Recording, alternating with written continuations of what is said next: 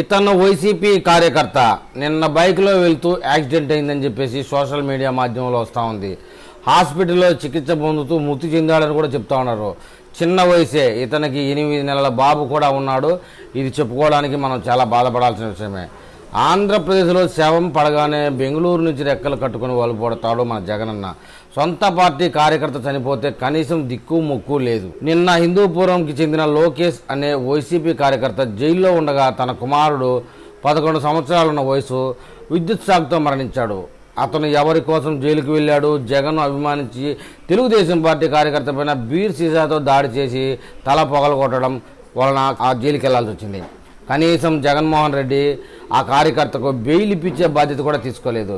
Jail అధికారుల విషయం తెలియగానే మానవతా దృక్పథంతో అతని తన కుమారుని దగ్గరికి చేర్చి చివరి చూపు చూసే భాగ్యం మాత్రమే కలిగించారు. మళ్ళీ తను జైలుకు వెళ్తూ తన బిడ్డలను తలుచుకుంటూ, నాన్న ఒకసారి నేను ముద్దాడాలని ఉందంటూ ఒకసారి వచ్చిపోరా అంటూ ఫేస్బుక్లో పోస్ట్ చేశాడు. గుండె పగిలేలా ఉంది ఈ మాట వింటుంటే. గతంలో శ్యామ్ కలకడ అందరికీ గుర్తున్న పేరు ఇది.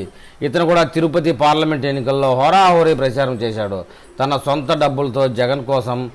ఆ సమయంలో కరోనా రావడంతో చెన్నై అపోలో హాస్పిటల్లో వైద్యం తీసుకుంటూ తుది శ్వాస విడిచాడు. ఏదో ఆ రోజు శవం కాడ ఉన్నట్టు నటించారు జగన్మోహన్ రెడ్డి. అయితే వెళ్ళి పలకరించడం లేదు కుటుంబ సభ్యుల్ని. నేటికి ఆ కుటుంబానికి దిక్కు లేకుండా పోయింది. ఇలా ఎంతోమంది ఎన్నో కుటుంబాలు జగన్ని నమ్మి రక్త కన్నీరు పెడుతున్నారు. ఏమి చూసినా అతనికి భజన చేస్తున్నారో అర్థం కావడం లేదు. రాష్ట్రంలో ప్రమాదవశాత్తు మరణాలు సంభవిస్తే శవ రాజకీయాల కోసం రెక్కలు కట్టుకుని వాలిపోయే జగన్ సొంత పార్టీ కార్యకర్తలు చచ్చిపోతే కనీసం ఆ కుటుంబ సభ్యుల్ని పరామర్శించడానికి రావడం లేదు. ఇప్పటికైతే వైసీపీ కార్యకర్తలు తెలుసుకోండి, జగన్ను నమ్మితే జైలుకే, ఇంకా నమ్మితే పైకే. మీ జీవితాలు బుగ్గిపాలు, మీ కుటుంబాలు రోడ్డు పాలు. ఆలోచించుకోండి వైసీపీ మిత్రులారా. రాజకీయాల్లో వైసీపీలో ఉన్న పెద్ద పెద్ద నాయకులు ఇవాళ తెలుగుదేశంలోనూ బీజేపీలోనూ ఉన్నారు. మొత్తానికి కష్టకాలం నడిచేది కార్యకర్తలకే.